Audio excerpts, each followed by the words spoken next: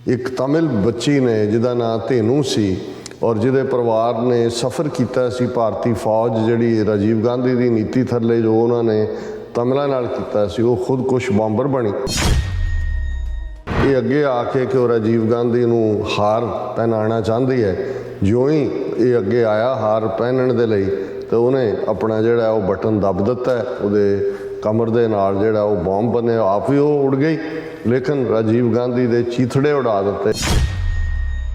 धेनू तो जा चुकी सी। इस केस दे विच आलमोस्ट 7 जिहड़े दोषी बनाए गए, उन्हां दे उत्ते केस चलिया और उन्हां सारिਆਂ ਨੂੰ उम्र कैद की सज़ा दी गई।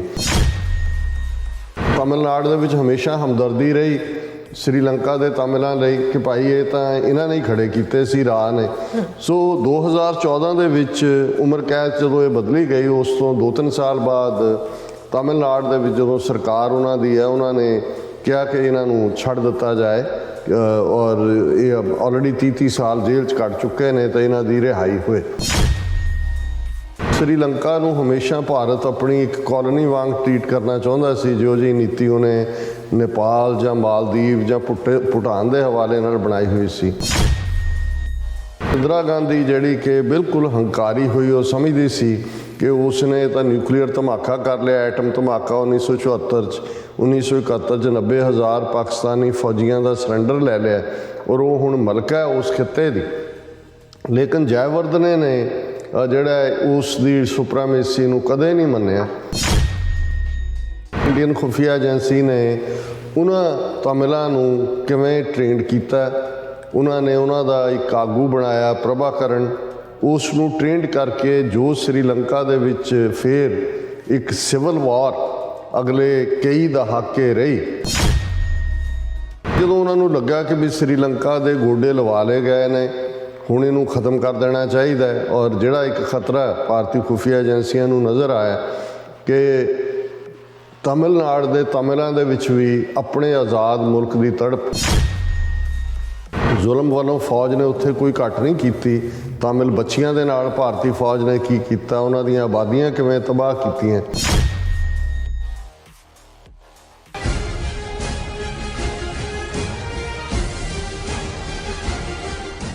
वाहिगुरू जी का खालसा वाहिगुरू जी की फतेह। अस्सलाम वालेकुम। आदाब बर्ज महा तुहाडी होस्ट नीलम कौर ते मैं TV84 ਦੇ ਸਾਰੇ ਦਰਸ਼ਕਾਂ ਤੇ ਸਰੋਤਿਆਂ ਨੂੰ जी आया कहती हाँ प्रोग्राम सचो सच में जोड़े इस प्रोग्राम नाल देशां विदेशां तो जुड़ चुके हैं।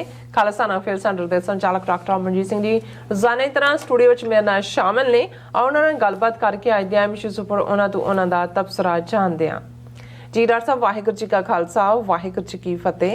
हाँ जी नीलम कौर जी, तुहानू भी तो दुनिया भर च बैठे साडे बहुत ही प्यारे सोहणे सियाणे TV84 के व्यूअर्स नूं भी वाहिगुरू जी का खालसा वाहिगुरू जी की फतेह ते साडे बहुत ही प्यारे मुसलमान भैणां भरावां नूं अस्सलाम वालेकुम। जी डॉक्टर साहब जी आया नूं प्रोग्राम सचो सच विच बहुत शुक्रिया। जी डॉक्टर साहब अज 18 मई 2022 4 जेठ नानकशाही संमत 554 का दिन है ते डॉक्टर साहब प्रोग्राम शुरू करने तो पहला असीं अपने दर्शकों ते ਸਰੋਤਿਆਂ ਨੂੰ हमेशा तरह दस व्यूअर्स हाँ जे तुसीं हक सच इंसाफ ते पैरा दिन दा इक्को एक चैनल TV84 ਨੂੰ देखना चाहते हो तो तुसीं दे सकते spectrum cable RCN cable Bell Falcon Canada roku Jadoo box शावा फेसबुक TV84 ਦੀ ऐप राहीं online streaming and IP box ते तुसीं TV84 ਨੂੰ देख सकते हो।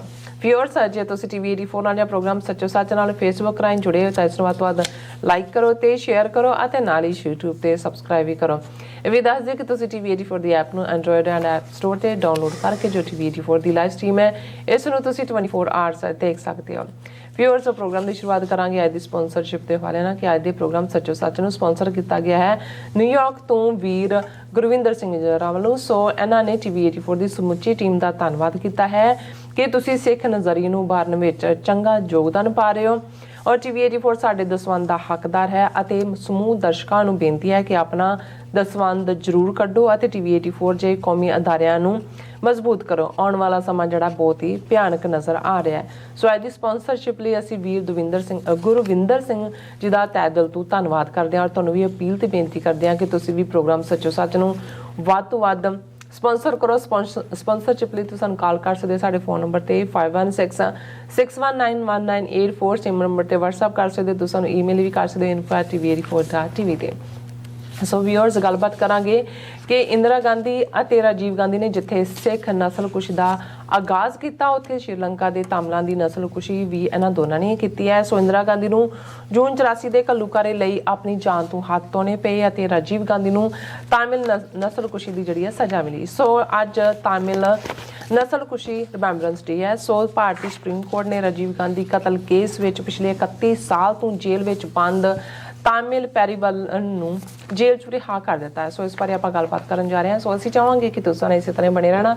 ਦੇਖਣ ਸੁਣਨ ਲਈ ਤੁਹਾਡਾ ਸਭ ਦਾ ਬਹੁਤ ਬਹੁਤ ਸ਼ੁਕਰੀਆ ਜੀ। ਡਾਕਟਰ ਸਾਹਿਬ ਕੀ ਕਹਿਣਾ ਚਾਹੋਗੇ?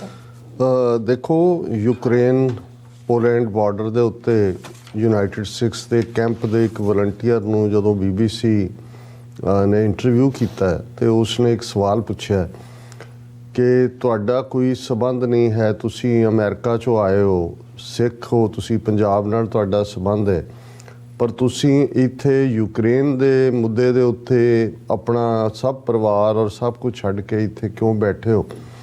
ਤੇ ਉਸ ਦਾ ਜਵਾਬ ਸੀ ਕਿ ਕਿਉਂਕਿ ਅਸੀਂ ਘੱਲੂਘਾਰਿਆਂ ਦੀ ਜੈਨੋਸਾਈਡ ਦੀ ਪੀੜ ਨੂੰ ਹੰਢਾਇਆ ਹੋਇਆ ਹੈ, ਇਸ ਨੂੰ ਹੰਢਾ ਰਹੇ, ਇਸ ਲਈ ਅਸੀਂ ਯੂਕਰੇਨੀਅਨ ਲੋਕ, ਬੀਬੀਆਂ, ਬੱਚੇ, ਬਜ਼ੁਰਗ ਜਿਸ ਸਫਰਿੰਗ 'ਚੋਂ ਗੁਜ਼ਰ ਰਹੇ ਨੇ ਉਸ ਨੂੰ ਮਹਿਸੂਸ ਕਰਦੇ ਹਾਂ ਔਰ ਉਸ ਲਈ ਅਸੀਂ ਕੁਝ ਕਰਨਾ ਚਾਹੁੰਦੇ ਜੀ। ਸੋ ਅਸੀਂ ਸਮਝਦੇ ਹਾਂ ਕਿ ਇੱਕ ਸਿੱਖ ਐਕਟਿਵਿਸਟ ਹੋਣ ਦੇ ਨਾਤੇ ਪਿਛਲੇ ਲਗਭਗ 4 ਦਹਾਕਿਆਂ ਦੇ ਵਿੱਚ, 4 ਦਹਾਈਆਂ 'ਚ ਮੇਰੀ ਇਹ ਕੋਸ਼ਿਸ਼ ਰਹੀ ਹਮੇਸ਼ਾ ਕਿ ਜਿੱਥੇ ਵੀ ਕੋਈ ਮਜ਼ਲੂਮ, ਓਪਰੈਸਡ, ਸੁਪਰੈਸਡ, ਰਿਪਰੈਸਡ ਕੋਈ ਆਵਾਜ਼, ਕੋਈ ਲੋਕਾਂ ਦੀਆਂ ਤਹਿਰੀਕਾਂ ਜਿਹੜੀਆਂ ਆਪਣੀ ਆਜ਼ਾਦੀ ਦੇ ਲਈ ਲੜ ਰਹੇ ਨੇ, ਜਿਨ੍ਹਾਂ ਦੇ ਉੱਤੇ ਜ਼ੁਲਮ ਹੋ ਰਹੇ ਨੇ, ਸਾਡੇ ਕੰਨ 'ਚ ਜਦੋਂ ਵੀ ਕਿਤੇ ਉਹ ਆਵਾਜ਼ ਪਈ ਜਾਂ ਕੋਈ ਖਬਰ ਸਾਡੇ ਸਾਹਮਣੇ ਆਈ, ਅਸੀਂ ਉਸ 'ਤੇ ਆਪਣਾ ਆਵਾਜ਼ ਵੀ ਚੁੱਕੀ, ਉਹਨਾਂ ਨੂੰ ਜੁਆਇਨ ਵੀ ਕੀਤਾ। ਕਸ਼ਮੀਰੀਆਂ ਦੇ ਮੁੱਦੇ 'ਤੇ ਅਸੀਂ ਇੱਥੇ 1990 ਤੋਂ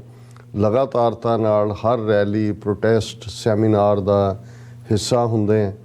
ਇਸੇ ਤਰ੍ਹਾਂ ਜਦੋਂ ਸਰਬੀਆ ਨੇ ਉਸ ਦੀ ਫੌਜ ਬੋਸਨੀਆ ਹਰਜ਼ੇਗੋਵੀਨਾ ਦੇ ਉੱਤੇ ਕਾਬਜ਼ ਸੀ ਔਰ ਬਹੁਤ ਜ਼ੁਲਮ ਗਰੀਬ ਬੋਸਨੀਅਨ ਮੁਸਲਮਾਨਾਂ ਦੇ ਉੱਤੇ ਕੀਤੇ ਜਾ ਰਹੇ ਸੀ, ਹੁਣ ਤਾਂ ਇਸ ਦੇ ਸਬੂਤ ਨੇ ਕਿ ਕਿਵੇਂ ਵਾਰ ਕ੍ਰਾਈਮ ਕੀਤੇ ਗਏ ਔਰ ਉਸ ਦੀ ਸਜ਼ਾ ਵੀ ਮਿਲੋਸੇਵਿਚ ਜਿਹੜਾ ਸਰਬੀਆ ਦਾ ਪ੍ਰੈਜ਼ੀਡੈਂਟ ਸੀ, ਉਹਨੂੰ ਇੰਟਰਨੈਸ਼ਨਲ ਕੋਰਟ ਆਫ ਜਸਟਿਸ ਨੇ ਜੇਲ੍ਹ ਭੇਜਿਆ, ਉਹਦੀ ਮੌਤ ਵੀ ਜੇਲ੍ਹ ਦੇ ਵਿੱਚ ਹੋਈ।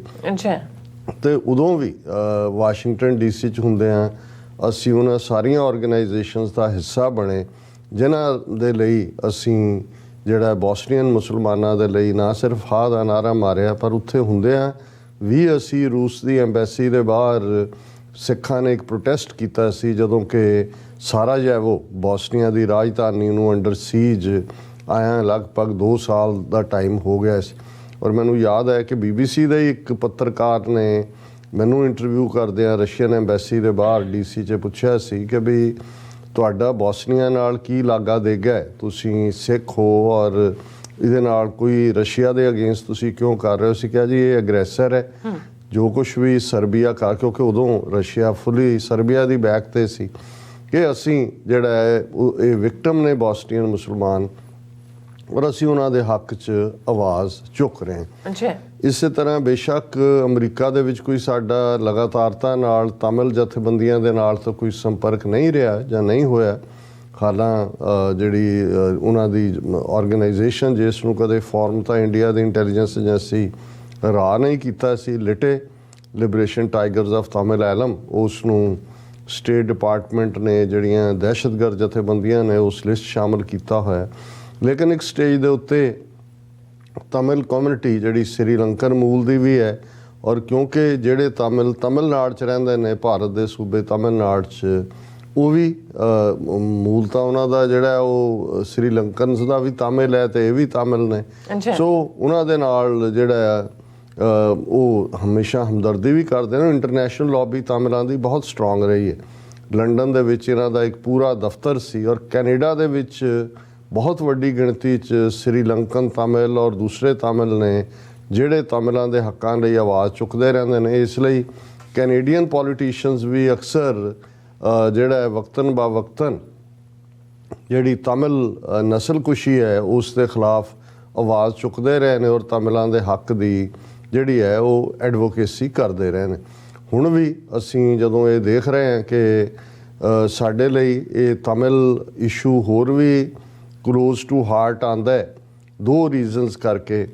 ਇੱਕ ਤਾਂ ਜਿਸ ਇੰਦਰਾ ਗਾਂਧੀ ਔਰ ਰਾਜੀਵ ਗਾਂਧੀ ਨੇ ਸਿੱਖ ਨਸਲਕੁਸ਼ੀ ਪਲਾਨ ਕੀਤੀ, ਐਗਜ਼ੀਕਿਊਟ ਕੀਤੀ। ਇੰਦਰਾ ਗਾਂਧੀ ਬਾਰੇ ਅਸੀਂ ਬੜੀ ਸਪਸ਼ਟਤਾ ਦੇ ਨਾਲ ਗੱਲ ਕਰਦੇ ਹਾਂ ਕਿ ਕਿਵੇਂ 1980 'ਚ ਜਦੋਂ ਉਹ ਵਾਪਸ ਤਾਕਤ ਦੇ ਵਿੱਚ ਆਈ ਤੇ ਕਿਵੇਂ ਅਗਲੇ 3-4 ਸਾਲ ਦੀ ਪਲੈਨਿੰਗ ਤੋਂ ਬਾਅਦ ਜੂਨ 84 ਦਾ ਘੱਲੂਘਾਰਾ ਇੰਦਰਾ ਗਾਂਧੀ ਵੱਲੋਂ ਵਰਤਾਇਆ ਗਿਆ। ਹਜ਼ਾਰਾਂ ਦੀ ਗਿਣਤੀ 'ਚ ਬੇਗੁਨਾਹ ਸਿੱਖ ਜਿਹੜੇ ਗੁਰੂ ਅਰਜਨ ਸਾਹਿਬ ਦਾ ਸ਼ਹੀਦੀ ਦਿਨ ਮਨਾਉਣ ਲਈ ਦਰਬਾਰ ਸਾਹਿਬ ਦੀਆਂ ਪ੍ਰਕਰਮਾਂ 'ਚ ਤਰਨਤਾਰਨ ਸਾਹਿਬ ਗੁਰਦੁਆਰਾ, ਦੁੱਖ ਨਿਵਾਰਨ ਸਾਹਿਬ ਪਟਿਆਲਾ, ਗੁਰਦੁਆਰਾ ਮੁਕਤਸਰ ਸਾਹਿਬ ਵਿੱਚ ਸਨ, ਉਹਨਾਂ ਨੂੰ ਕਿਵੇਂ ਟੈਂਕਾਂ ਤੋਪਾਂ ਦੇ ਹਮਲੇ ਦਾ ਸ਼ਿਕਾਰ ਬਣਾਇਆ ਗਿਆ।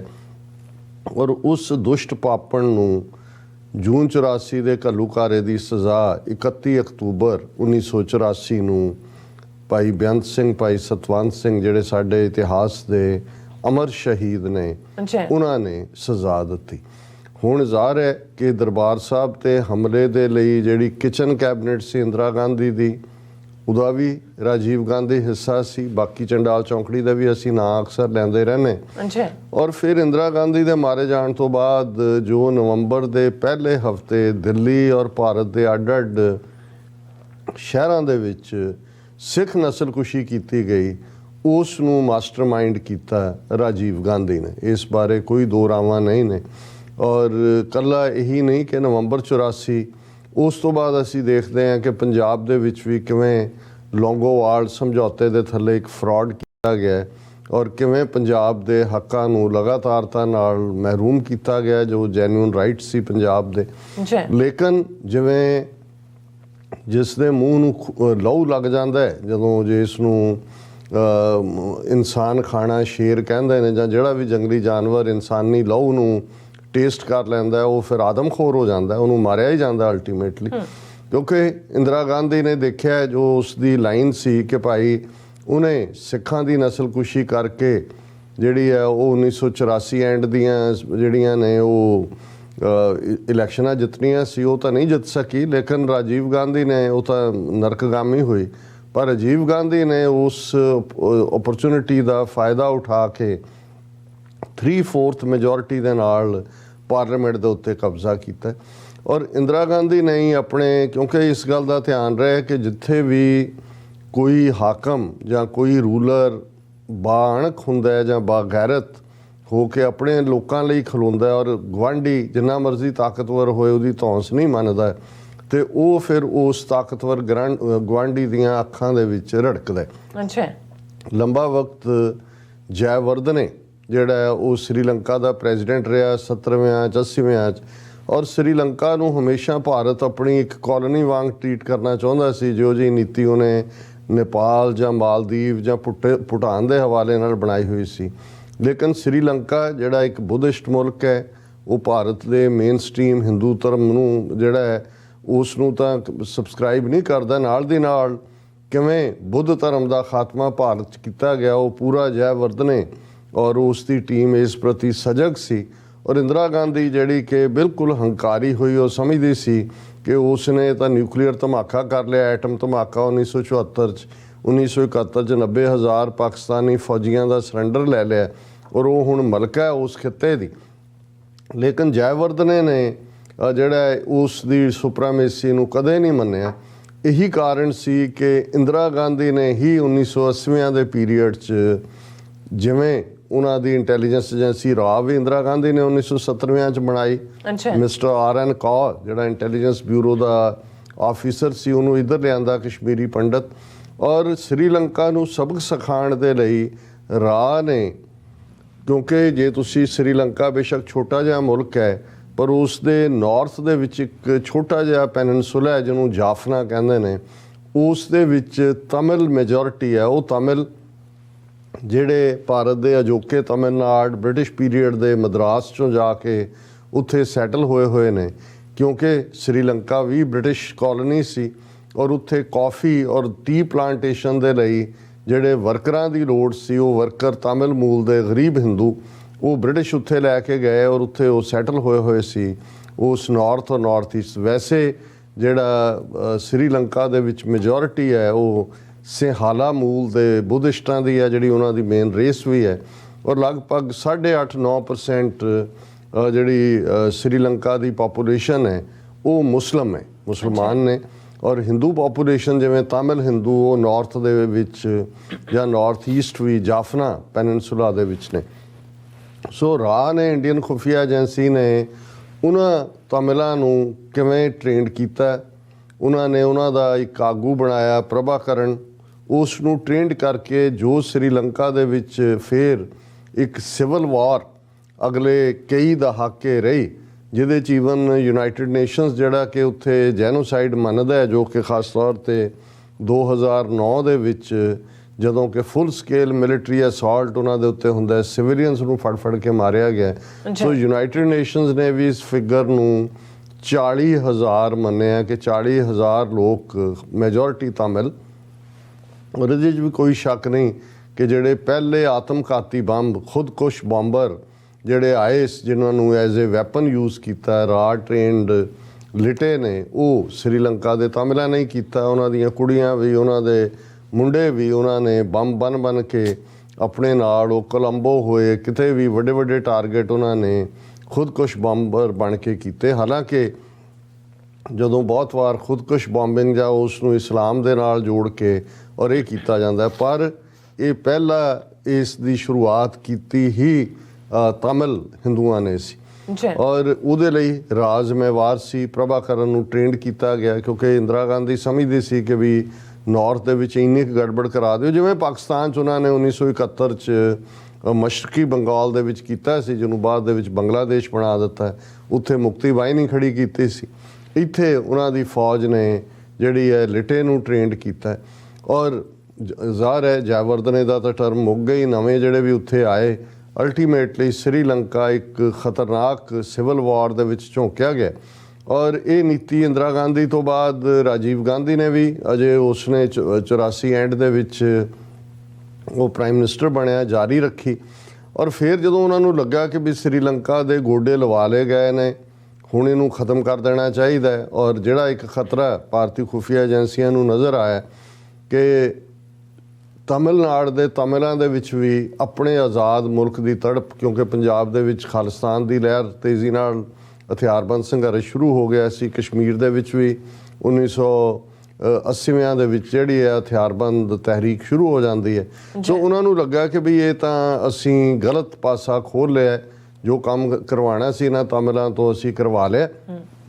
ਔਰ ਹੁਣ ਇੱਕ ਪੀਸ ਸਮਝੌਤੇ ਦੇ ਨਾਂ ਥੱਲੇ ਸ੍ਰੀਲੰਕਾ ਦੀ ਹਕੂਮਤ ਦੇ ਨਾਲ ਰਾਜੀਵ ਗਾਂਧੀ ਜਦੋਂ ਪਾਵਰ 'ਚ ਆਇਆ, ਉਹਨਾਂ ਨੇ ਸਮਝੌਤਾ ਕਰਕੇ ਜਿਹੜੇ ਤਾਮਿਲਾਂ ਦੇ ਅੰਦਰ ਉਹਨਾਂ ਨੂੰ ਇਸ ਕਦਰ ਭੜਕਾ ਕੇ ਉਹਨਾਂ ਦੇ ਅੰਦਰ ਇੱਕ ਆਜ਼ਾਦੀ ਦੀ ਤੜਪ ਔਰ ਆਜ਼ਾਦ ਮੁਲਕ ਤਾਮਿਲ ਏਲਮ, ਇਹ ਉਹਨਾਂ ਦੀ ਜ਼ਬਾਨ 'ਚ ਤਾਮਿਲਾਂ ਦਾ ਮੁਲਕ ਨੂੰ ਕਹਿੰਦੇ ਨੇ।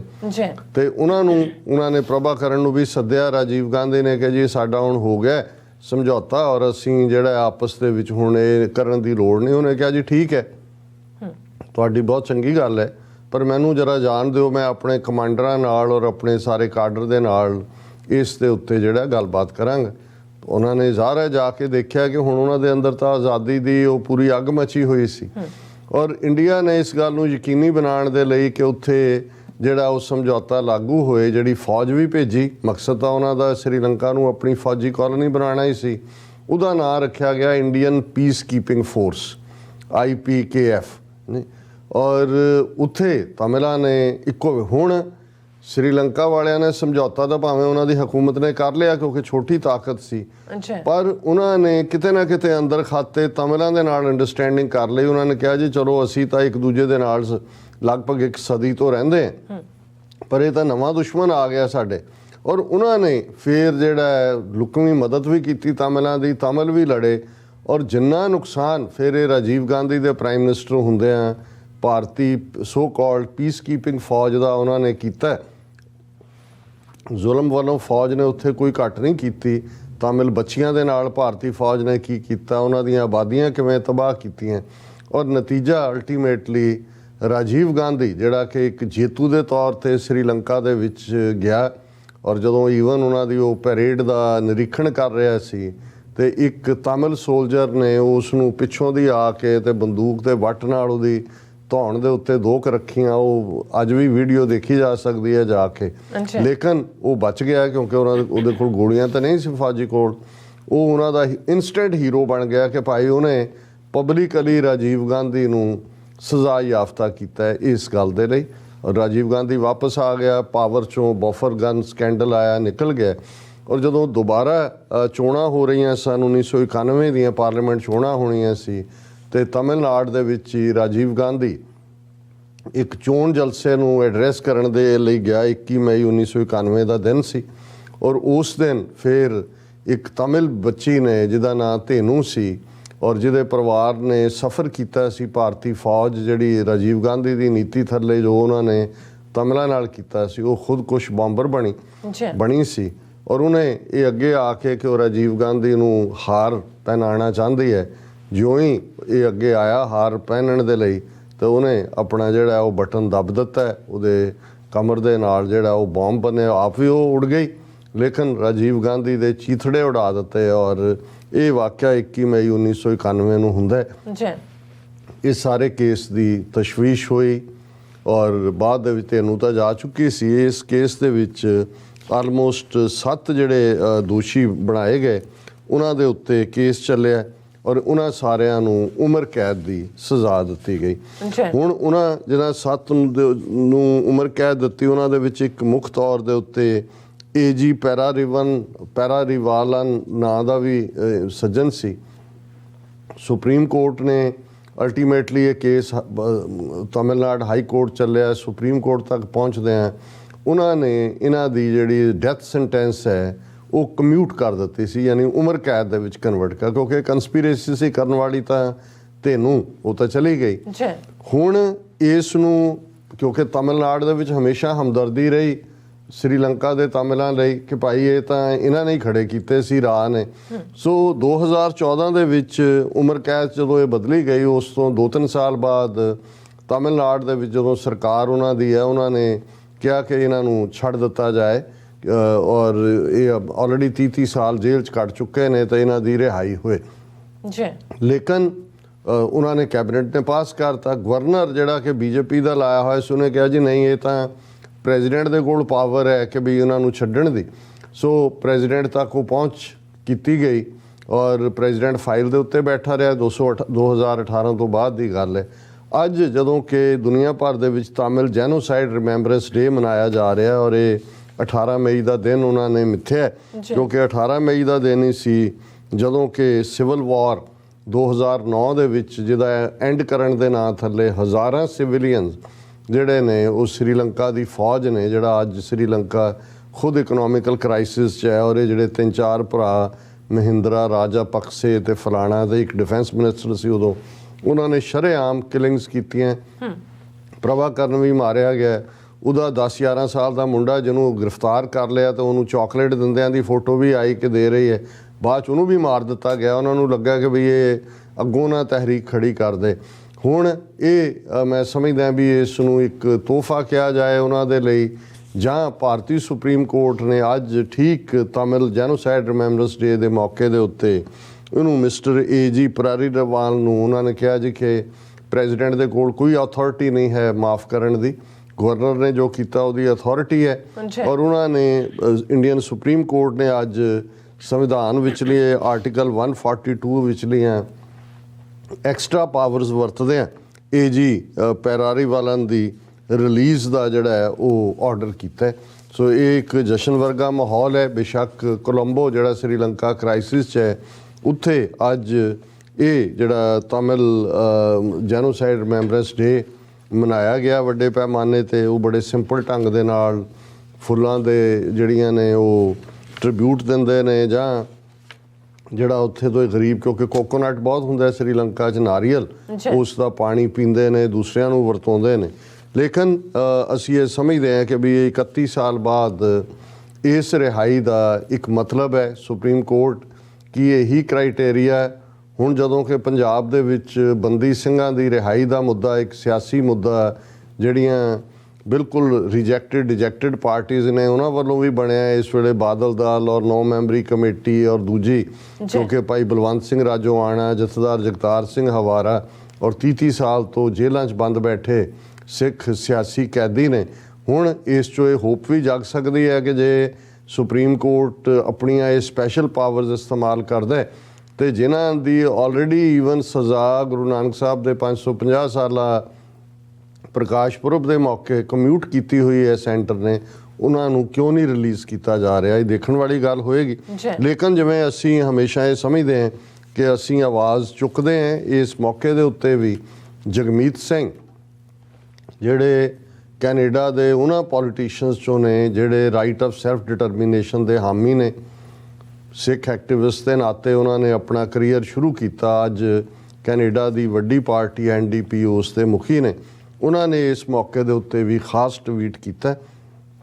ਉਹਨਾਂ ਨੇ ਕਿਹਾ ਕਿ on Tamil genocide remembrance day we remember all those that were massacred and disappeared by the Sri Lankan state। ਕਿ ਅੱਜ ਤਾਮਿਲ ਜੈਨੋਸਾਈਡ ਰਿਮੈਂਬਰੈਂਸ ਡੇ ਦੇ ਮੌਕੇ 'ਤੇ ਅਸੀਂ ਉਹਨਾਂ ਸਾਰਿਆਂ ਨੂੰ ਯਾਦ ਕਰਦੇ ਹਾਂ ਜਿਨ੍ਹਾਂ ਨੂੰ ਸ੍ਰੀਲੰਕਾ ਦੇ ਸਟੇਟ ਨੇ ਜਿਨ੍ਹਾਂ ਦਾ ਕਤਲੇਆਮ ਕੀਤਾ ਔਰ ਉਹਨਾਂ ਨੂੰ ਗਾਇਬ ਕਰ ਦਿੱਤਾ ਗਿਆ। ਡਿਸਅਪੀਅਰੈਂਸਿਸ ਵੀ ਵੱਡੇ ਪੈਮਾਨੇ 'ਤੇ ਹੋਈਆਂ। And on this day and every day new Democrat stand with Tamil community in it's pursuit of justice including an investigation into these acts of genocide and accountability for the perpetrators। ਕਿ ਅਸੀਂ ਅੱਜ ਵੀ ਔਰ ਹਰ ਰੋਜ਼ ਅਸੀਂ ਸਾਡੀ NDP ਪਾਰਟੀ ਤਾਮਿਲ ਕਮਿਊਨਿਟੀ ਦੇ ਨਾਲ ਖੜੀ ਹੈ ਤਾਂ ਕਿ ਇਨਸਾਫ ਹੋਏ, ਪਰਸੂਟ ਆਫ ਜਸਟਿਸ। ਔਰ ਇਹ ਜਿਹੜੇ ਨਸਲਕੁਸ਼ੀ ਦਾ ਕਾਲਾ ਕਾਰਨਾਮਾ ਸ੍ਰੀਲੰਕਨ ਸਟੇਟ ਨੇ ਕੀਤਾ ਇਹਦੀ ਇਨਵੈਸਟੀਗੇਸ਼ਨ ਹੋਏ ਔਰ ਇਸ ਨੂੰ ਕਰਨ ਵਾਲੇ ਜਿਹੜੇ ਨੇ ਪਰਪੀਟਰੇਟਰ ਉਹਨਾਂ ਨੂੰ ਸਜ਼ਾ ਯਾਫਤਾ ਕੀਤਾ ਜਾਏ। ਸੋ ਅਸੀਂ ਸਮਝਦੇ ਹਾਂ ਵੀ ਅਸੀਂ ਵੀ ਆਪਣੀ ਆਵਾਜ਼ ਜਗਮੀਤ ਸਿੰਘ ਹੋਰਾਂ ਦੀ ਆਵਾਜ਼ 'ਚ ਰਲਾਉਂਦੇ ਹਾਂ ਕਿ ਇਕੱਲਾ ਤਾਮਿਲ ਜੈਨੋਸਾਈਡ ਤੱਕ ਹੀ ਨਹੀਂ, ਸਿੱਖ ਨਸਲਕੁਸ਼ੀ ਲਈ ਜ਼ਿੰਮੇਵਾਰ ਵੀ ਅੱਜ ਇੰਨੇ ਵਰੇ ਬੀਤਣ ਬਾਅਦ ਵੀ ਬਾਹਰ ਘੁੰਮ ਰਹੇ ਨੇ। ਜੋ ਕਸ਼ਮੀਰੀਆਂ ਦੇ ਉੱਤੇ ਜ਼ੁਲਮ ਹੋਇਆ ਔਰ ਹੋ ਰਿਹਾ ਵਾਰ ਕ੍ਰਾਈਮਸ, ਉਹ ਵੀ ਔਰ ਬਾਕੀ ਭਾਰਤ ਭਰ ਦੇ ਵਿੱਚ ਇਸ ਵੇਲੇ ਜੋ ਅੱਤ ਸਟੇਟ ਨੇ ਚੁੱਕੀ ਹੋਈ ਹੈ। ਸੋ ਅਸੀਂ ਸਮਝਦੇ ਹਾਂ ਕਿ ਜੇ ਤਾਮਿਲ ਅੱਜ ਇਹ ਮਹਿਸੂਸ ਕਰਦੇ ਨੇ ਕਿ ਭਾਈ ਉਹਨਾਂ ਦੇ ਨਾਲ ਦੁਨੀਆ ਦੇ ਵਿੱਚ ਕੋਈ ਆਵਾਜ਼ ਖਲੋਂਦੀ ਹੈ ਤੇ ਸਾਨੂੰ ਵੀ ਆਪਣਾ ਜਿਹੜਾ ਪਰਸੂਟ ਜਸਟਿਸ ਦਾ ਔਰ ਪਰਪੀਟਰੇਟਰਸ ਜਿਹੜੇ ਨੇ ਵਾਰ ਕ੍ਰਾਈਮਸ ਦੇ ਉਹਨਾਂ ਨੂੰ ਸਜ਼ਾ ਯਾਫਤਾ ਕਰਵਾਉਣ ਦਾ, ਕਿਉਂਕਿ ਸਭ ਤੋਂ ਇੰਪੋਰਟੈਂਟ ਹੈ। ਜੋ ਜਿਹੜੇ ਜਾਣ ਵਾਲੇ ਉਹ ਤਾਂ ਚਲੇ ਗਏ ਬਿਲਕੁਲ, ਲੇਕਿਨ ਜਿਨ੍ਹਾਂ ਨੇ ਇਹ ਸਾਰਾ ਇਸ ਕਿਸਮ ਦਾ ਜਿਹੜੀ ਹੈ ਨਸਲਕੁਸ਼ੀ ਦੀ ਯੋਜਨਾ ਬਣਾਈ, ਉਹਨੂੰ ਐਗਜ਼ੀਕਿਊਟ ਕੀਤਾ, ਹੈਲਪ ਕੀਤਾ, ਉਹ ਕਿਤੇ ਵੀ ਲੁਕੇ ਹੋਣ, ਕਿੰਨੇ ਦਹਾਕੇ ਵੀ ਬੀਤ ਜਾਣ। ਔਰ ਇਹ ਗੱਲ ਮੈਂ ਕੁਲਦੀਪ ਨਈਅਰ ਜਿਹੜਾ ਉਸ ਵੇਲੇ ਭਾਰਤ ਦੇ ਪ੍ਰਾਈਮ ਮਿਨਿਸਟਰ ਦੇਵ ਗੌੜਾ ਦਾ ਦੂਤ ਬਣ ਕੇ ਸ਼ਿਕਾਗੋ ਆਇਆ ਹੋਇਆ ਸੀ, ਪਬਲਿਕ ਕਨਫਰੰਟੇਸ਼ਨ ਦੇ ਮੌਕੇ ਗੁਰਦੁਆਰਾ ਸਾਹਿਬ 'ਚ ਐਡਰੈਸ ਕਰਦਿਆਂ ਕਿਹਾ ਸੀ ਕਿ ਭਾਈ ਤੁਹਾਡੇ ਲਈ ਤਾਂ ਇੱਕੋ ਹੀ ਰਾਹ ਹੈ ਕਿ ਤੁਸੀਂ ਦਰਿਆਏ ਜਮਨਾ ਤੋਂ ਵਾਹਗਾ ਤੱਕ ਤੁਹਾਡੇ ਪੰਜਾਬੀ ਹਿੰਦੂ ਵੀਰ ਭੈਣਾਂ ਖਾਲਿਸਤਾਨ ਨੂੰ ਤਸੱਵਰ ਕਰਨ, ਪਰ ਜਿਹੜਾ ਅਸੀਂ ਵਾਰ ਕ੍ਰਿਮੀਨਲਸ ਨੂੰ ਇਹ ਮੈਸੇਜ ਦੇਣਾ ਚਾਹੁੰਦੇ ਹਾਂ ਕਿ we will chase them, find them, extradite them, try them and hang them।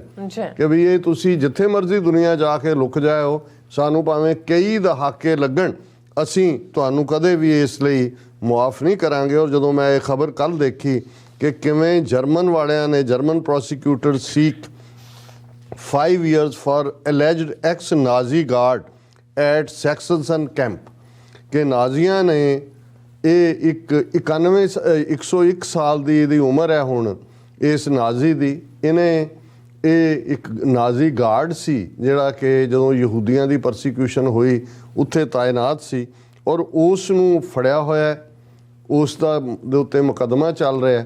ਔਰ ਜਰਮਨ ਗਵਰਨਮੈਂਟ ਨੇ ਕਿਹਾ ਕਿ ਭਾਵੇਂ 101 ਸਾਲ ਦਾ ਹੈ, ਅਸੀਂ ਘੱਟੋ ਘੱਟ ਇਹਨੂੰ 5 ਸਾਲ ਦੀ ਸਜ਼ਾ ਜ਼ਰੂਰ ਦਿੱਤੀ ਜਾਏ, ਕਿਉਂਕਿ ਇਹਨੇ ਜਿਹੜੇ ਨੇ ਉਹ ਵਾਰ ਕ੍ਰਾਈਮ ਕੀਤੇ। ਇਹ ਨਾਜ਼ੀਆਂ ਦਾ ਜਿਹੜਾ ਫੌਜੀ ਸੀ ਜਿਹਨੇ ਕਿ ਲੋਕਾਂ ਨੂੰ ਮਾਰਿਆ। ਹੁਣ 1939 ਤੋਂ 1945 ਤੱਕ ਅਸੀਂ ਦੇਖਦੇ ਹਾਂ ਕਿ 75 ਸਾਲ ਬੀਤ ਚੁੱਕੇ ਨੇ।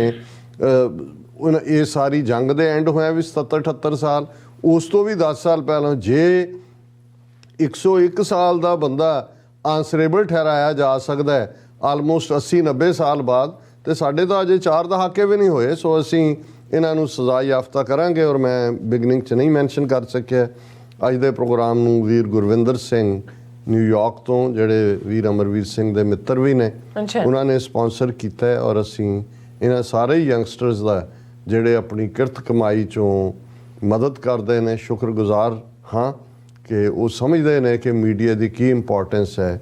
ਔਰ ਵੀਰ ਗੁਰਵਿੰਦਰ ਸਿੰਘ ਜੀ ਤੁਹਾਡਾ ਬਹੁਤ ਬਹੁਤ ਸ਼ੁਕਰੀਆ ਜੀ। ਡਾਕਟਰ ਸਾਹਿਬ ਤੁਹਾਡਾ ਬਹੁਤ ਬਹੁਤ ਸ਼ੁਕਰੀਆ। ਸੋ ਇੱਥੇ ਲੈਣਾ ਬ੍ਰੇਕ, ਔਰ ਬ੍ਰੇਕ ਤੇ ਜਾਣ ਤੋਂ ਪਹਿਲਾਂ ਅਸੀਂ ਆਪਣੇ ਦਰਸ਼ਕਾਂ ਤੇ ਸਰੋਤਿਆਂ ਨੂੰ ਅਪੀਲ ਤੇ ਬੇਨਤੀ ਕਰਦੀ ਵਿਊਅਰਸ, ਜਿਸ ਤਰ੍ਹਾਂ ਕਿ ਤੁਸੀਂ ਜਾਣਦੇ ਹੋ ਕਿ TV 84 ਹੱਕ ਸੱਚ ਇਨਸਾਫ ਦੀ ਜਿਹੜੀ ਆਵਾਜ਼ ਹੈ ਉਹ ਬੁਲੰਦ ਕਰ ਰਿਹਾ। ਇਹ ਆਵਾਜ਼ ਤੁਹਾਡੇ ਪਿਆਰ ਸਦਕਾ, ਤੁਹਾਡੇ ਵਿਸ਼ਵਾਸ ਸਦਕਾ, ਤੁਹਾਡੇ ਡੋਨੇਸ਼ਨ ਸਦਕਾ ਹੀ ਹੋ ਸਕਦੀ ਹੈ। ਸੋ ਅਸੀਂ ਚਾਹਾਂਗੇ ਕਿ ਤੁਸੀਂ TV 84 ਦੀ ਚੜ੍ਹਦੀ ਕਲਾ ਲਈ ਵੱਧ ਤੋਂ ਵੱਧ ਡੋਨੇਟ ਕਰੋ। ਡੋਨੇਟ ਕਰਨ ਲਈ ਸਾਡੀ ਵੈਬਸਾਈਟ tv84.tv ਤੇ ਜਾ ਕੇ ਪੇਪਲ ਦੀ ਵਰਤੋਂ ਕਰਕੇ ਵਨ ਟਾਈਮ ਡੋਨੇਟ ਕਰ ਸਕਦੇ ਹੋ, ਮੰਥਲੀ ਡੋਨੇਟ ਵੀ ਕਰ ਸਕਦੇ ਹੋ। ਤੁਸੀਂ TV 84 ਦੇ ਨਾਮ ਤੇ ਚੈੱਕ ਬਣਾ ਕੇ ਸਾਨੂੰ ਮੇਲ ਵੀ ਕਰ ਸਕਦੇ ਹੋ ਸਾਡੇ ਇਸ ਪਤੇ ਤੇ 36-01 37th Avenue, Long Island City, New York 11101 USA, ਜਾਂ ਫਿਰ ਤੁਸੀਂ ਸਾਨੂੰ ਫੋਨ ਰਾਹੀਂ ਵੀ ਸੰਪਰਕ ਕਰ ਸਕਦੇ ਹੋ। ਸਾਡੇ ਫੋਨ ਨੰਬਰ ਤੇ 5166619184। ਤੁਸੀਂ ਸਾਨੂੰ ਈਮੇਲ ਵੀ ਕਰ ਸਕਦੇ ਹੋ info@tv84.tv ਤੇ। ਅਸੀਂ ਤੁਹਾਡੇ ਦਾ ਦਿਲ ਤੋਂ ਸ਼ੁਕਰਗੁਜ਼ਾਰ ਹੋਵਾਂਗੇ। ਸੋ ਇੱਥੇ ਲੈਣੇ ਬ੍ਰੇਕ ਵਿਊਅਰਸ, ਜਦੋਂ ਤੁਸੀਂ ਇਸੇ ਤਰ੍ਹਾਂ ਬਣੇ ਰਹਿਣਾ। ਮਿਲਦੇ ਹਾਂ ਛੋਟੇ ਜਿਹੇ ਵਕਫੇ ਤੋਂ ਬਾਅਦ।